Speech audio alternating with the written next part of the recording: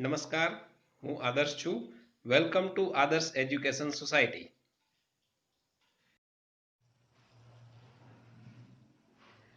Hello students, today we will study the new topic of chapter number 5, standard 8. The topic is circle graph or pie chart.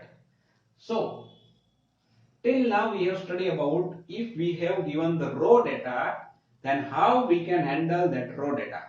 How we can represent that raw data in either, how we can arrange that raw data either using the frequency distribution table or group the frequency distribution table, or how we can represent it by drawing the graph, like we can draw the bar graph or we can draw the histogram, right? So for from that, now this new topic is also related to some kind of picture representation, graph representation, but the graph here is different, right? We have to represent the information in a circle. So have you ever seen this type of circular graph in anywhere, in any advertisement, in any movie, right? Maybe you have seen, but you don't know about this thing, right? If you know that, it is very good. So let us study about what this kind of graph represent, which kind of data we can represent using this type of graph, that is circle graph. We can say a circle graph or pie chart. So first, here we have drawn a circle graph. What kind of information this circle graph represent? The time spent by a child in a day. So in a day, how many hours are there? 24 hours are there in a day.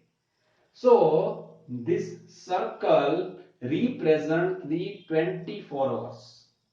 Now how we can divide this 24 hours? See, this is the circle and this is the center of the circle, right? This is the circle and this is the center of this circle. From here we have drawn different lines. This line, this kind of lines we have drawn from the center.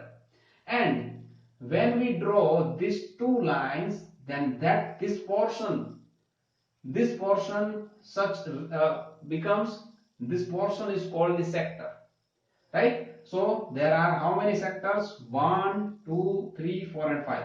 5 sectors we have made here by drawing these lines, and these lines are radius of the circle. So what this, why we draw only this portion, only this kind of sector here? Here why the gap is bigger, here why the gap is smaller? That are the questions that may have in your mind, right? So let us study one by one. See, this portion is the greatest portion of this circle, the greatest sector, and this represents the 8 hours. This is smaller than this represents the 6 hours. Again, these two are the same, and this both represents the 3 hours, and this is the greater than these two sectors, and it represents 4 hours. So calculate how many hours is this? 8 plus 6 plus 3 plus 3 and plus 4. Total is 24 hours. So now you can understand that the 24 hours we divide into this type of sectors. Each sector represents the hours. So what this hours represents? Here we have write down the sleep. That means a child sleep 8 hours in a day. That is why this portion represent which data? The sleep, the time spent in sleeping by the child. Again, this is 6 hours and this is for the school. A child spends 6 hours at school. A child spends 3 hours to play the games. In the same way, the child play the 3 hours in other activities like helping in the homes, helping the father, helping the mother, or any other activity like to go to market. This kind of activity, the child spend the 3 hours. That is why it is taken as others. And 4 hours is for the homework. Right? So now you can understand this portion represents the slip data of the slip, school, play, others, and homework. So in this way we can divide the circles by making this type of sectors, whatever the data we want to represent. But how to decide that how much portion we have to take? That is depend on that data. See how, but let us take one example that we want to find out hours spent in sleeping. So how much portion we have to draw here? The sector, how much sector, width of the sector, the area of the sector, that is depend on this calculation. See, hours spent in sleeping, that is equal to number of sleeping hours upon whole day. Whole day means 24 hours. So the sleeping data is 8 hours, sleeping hours is 8, and the whole day is 24 hours. So when we cancel, we get 8 3s are 24. So this 1 upon 3 represents the portion we have to spend here as a circle, right? So out of the whole circle, 1/3 of the portion we have to keep for the slip, right? In this portion we cannot take any other activity or any other data. This much of the portion is we have to give for the slip. In this way we can also calculate this portion. This is 6 hours. So the hours spent in school is what?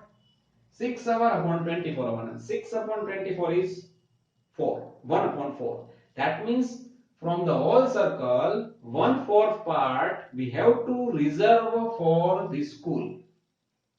Right? So in this way we can also calculate this and this. So how much the portion we have to reserve, we have to draw the sector, that is depend on how much the data we are using here. Right? So in this way we can represent this data, that is the time spent by a child in a day using this circle graph or pie chart. Understand? Let us take one more example. This data represents the age groups of people in a town. So there, let's suppose there is a town. The people from the age group 0 to 14 years, that are, how many people are there? 30,000.